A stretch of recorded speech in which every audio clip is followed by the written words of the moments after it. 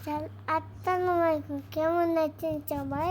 আমার আজকের রেসিপি গরু মাংসের কালা ভুনা। এখানে 3 কেজির মতো গরুর মাংস নিয়েছি। সামান্য একটু লেবুর রস দিয়ে দিলাম। 2 কাপের মতো পেঁয়াজ বেরেস্তা করে নিয়ে গুঁড়া মশলা গরম মশলাগুলো রেডি করে রেখেছি। পেঁয়াজ বেরেস্তা রেডি করা শেষ। কড়াইয়ের মধ্যে সামান্য পরিমাণ পেঁয়াজ বেরেস্তা রেখে রসুন বাটা, আদা বাটা, মরিচ বাটা এর মধ্যে দিয়ে দিলাম।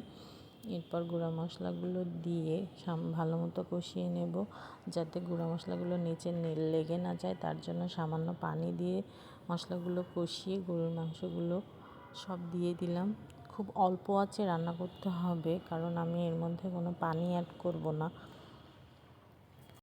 মাংস থেকে যে পানিটুকুই বের হবে সেটা দিয়েই রান্না করব। এরপরে লবণ, হলুদ, একটু কালো গোলমরিচের গুঁড়া দিয়ে খুব অল্প আছে আমি 2 থেকে আড়াই ঘন্টার মতো রান্না করেছি। এটা অল্প আঁচে দিয়ে রাখতে হবে, মাঝে মাঝে একটু নেড়ে দিতে হবে। এভাবে কষাতে কষাতে সুন্দর একটা কালার চলে আসবে। এরপর নামানোর আধা ঘন্টা আগে পেঁয়াজ বেরেস্তাগুলো উপর দিয়ে দিব, আবার ঢেকে রান্না করব আধা ঘন্টা। এভাবে কষিয়ে কষিয়ে খুব অল্প আঁচে রান্না করতে। মাংসের থেকে যে পানিটুকু বের হয়েছে এই দিয়ে আমার রান্নাটা কমপ্লিট হয়ে গেছিলো। গরুর মাংসগুলো খুব সফট হয়েছিল। এখনও আধা ঘন্টার মতো এটা চুলার উপর এভাবেই রেখে দেবো। দেখেন কালারটা কত সুন্দর এসেছে।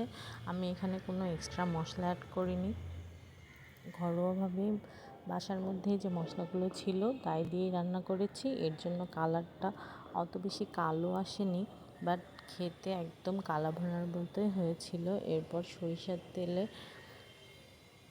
পেঁয়াজ, রসুন এবং 2টা শুকনো ঝাল দিয়ে সামান্য তেলে ভেজে নিয়ে এটা মাংসের উপরে দিয়ে দিব এবং ঢেকে দিব 2 মিনিটের মতো, সুন্দর একটা ফ্লেভার আসার জন্য।